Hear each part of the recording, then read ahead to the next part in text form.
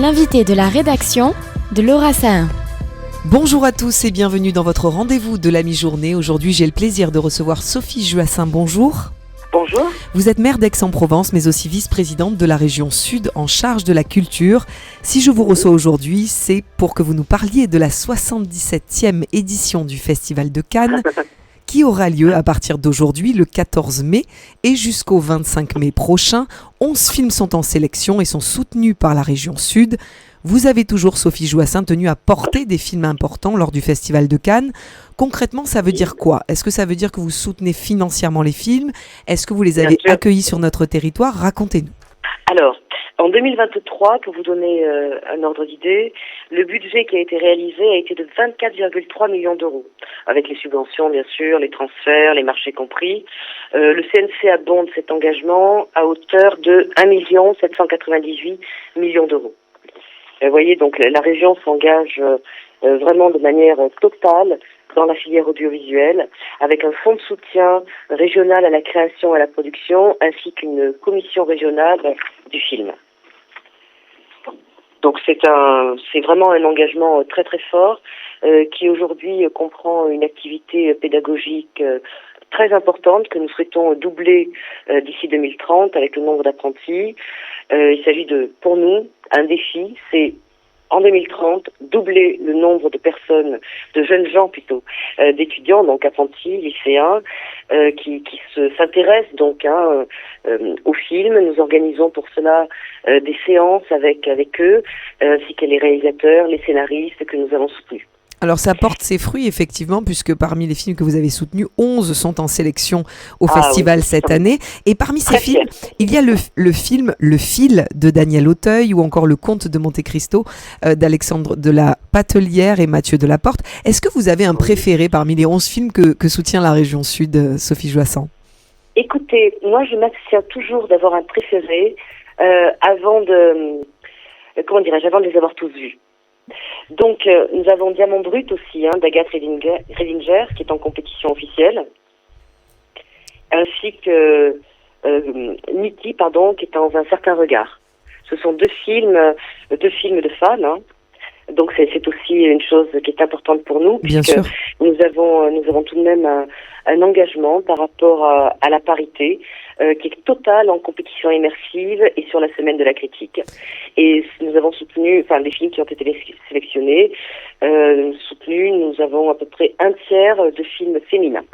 Alors, en quoi, Sophie Joassin, la région Sud est-elle attractive en tant que terre de cinéma, justement ? Alors, si vous parlez des tournages, oui. C'est énorme. C'est énorme. Presque 6 000 jours de tournage en 2023. Donc on en est persuadé aujourd'hui, les réalisateurs sont conquis par ce territoire. Ah écoutez, c'est la plus belle région du monde.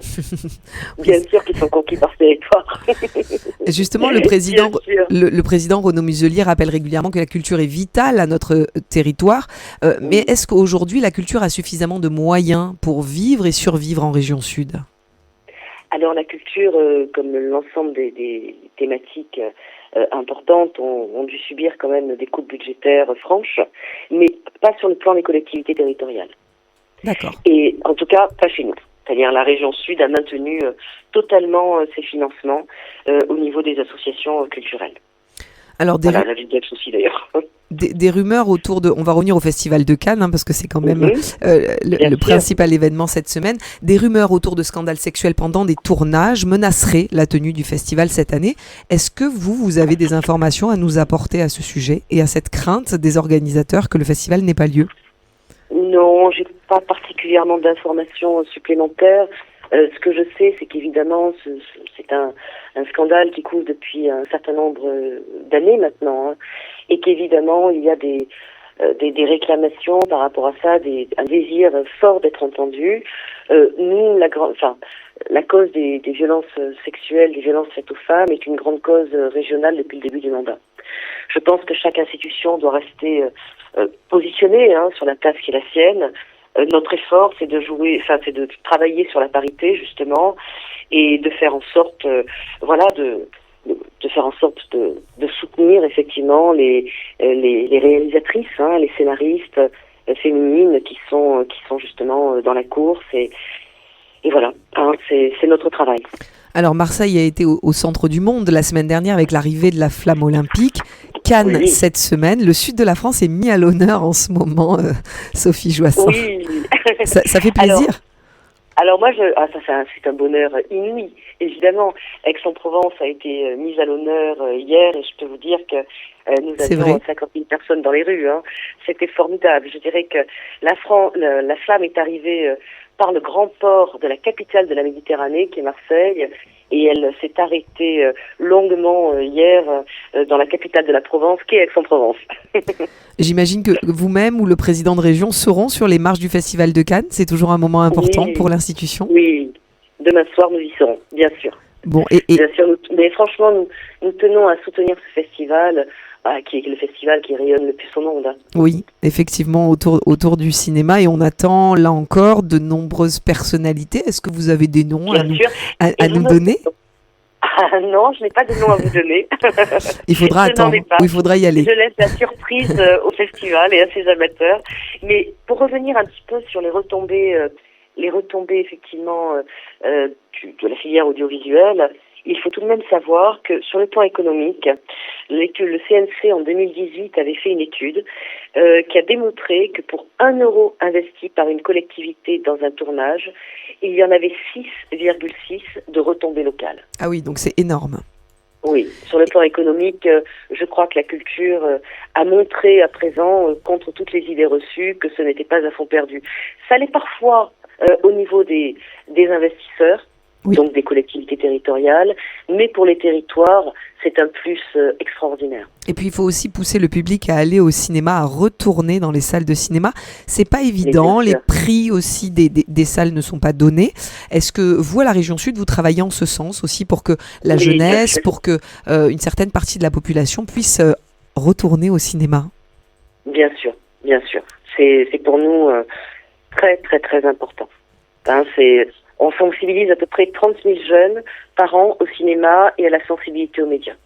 Sur les programmes d'éducation à l'image, qui passent aussi évidemment par les EAC, c'est-à-dire l'éducation artistique et culturelle en lycée.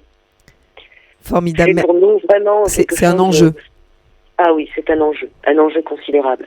D'ailleurs, c'est ce qu'a montré le président aussi avec le soutien à la cité régionale et méditerranéenne du cinéma, où la région est chef de file, avec 13 millions d'euros investis.